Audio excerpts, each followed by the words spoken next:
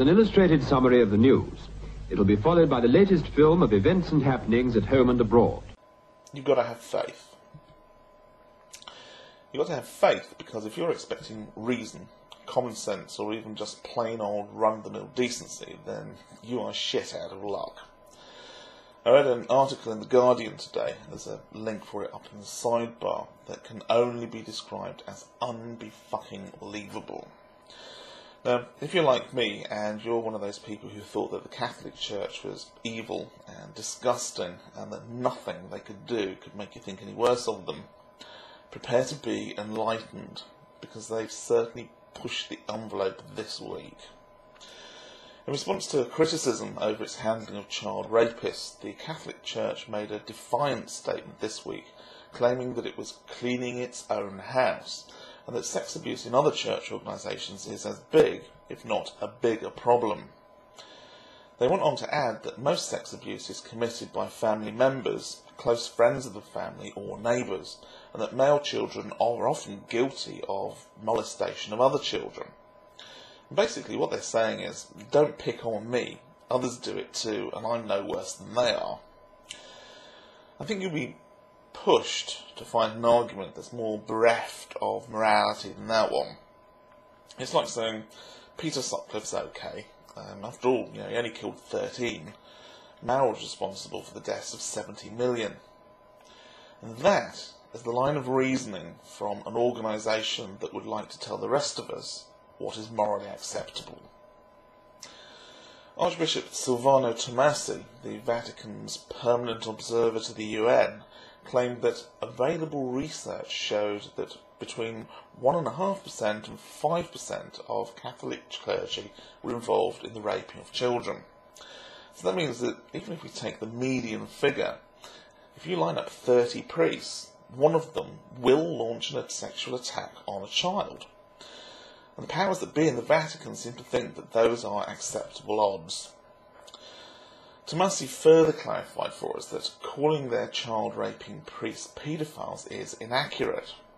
In actual fact, he says, it would be correct to call this behaviour ephebophilia, an attraction to adolescent boys. Tomasi goes on to claim that 80 to 90% of clerical rapists chose boys between the ages of 11 and 17 as their victims. So they seem to think that that's okay too, and that we only really need to worry about the ones that were raped when they were under the age of 11. Well, Silvano Tomasi, I have news for you. It's not alright. And I don't care if the kid raped by your priest was 17 years or 17 months. They were minors, and your agents were in a position of trust which they violated. What this demonstrates is that the very core of the Catholic Church is a festering and corrupt cancer in our world. And this talk of cleaning house and expecting other church organisations to be honest about their child abuse scandals is nothing more than a disgraceful and pathetic attempt at misdirection. The message that they are cleaning house is a shallow and obvious lie. The Catholic Church, the very Pope that heads it now, have done everything within their power to bury the truth of their crimes and to prevent the perpetrators from being brought to justice. And even now, they refuse to turn over the extensive documentation that they have outlining the atrocities committed by their employees. During his recent US visit, the Pope made a pretty half-hearted apology for the US sex scandal, in which he laid part of the blame with the American people because of their lax morals. Yeah, Benny, I'm sure that those terrified, brutalised kids were just asking for it. Without a doubt, this latest shabby episode only serves to expose the unrepentant stance of the Catholic Church. The truth about them, and what they feel is acceptable treatment of children, is laid bare for the world to see.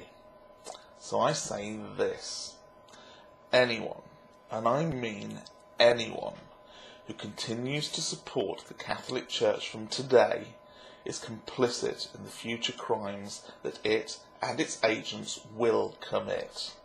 So Catholics, the next time one of these black-suited monsters decides he's going to rape a child, you share his guilt. Not by association, directly. Because by going to Mass and putting your money in the collection box and treating everything as business as usual, by failing to be outraged and demand that something be done, the next time Father Fiddler decides that he's going to stick his dick into a child, he basically has your approval, and you might as well be standing right next to him as the bastard unzips his fly.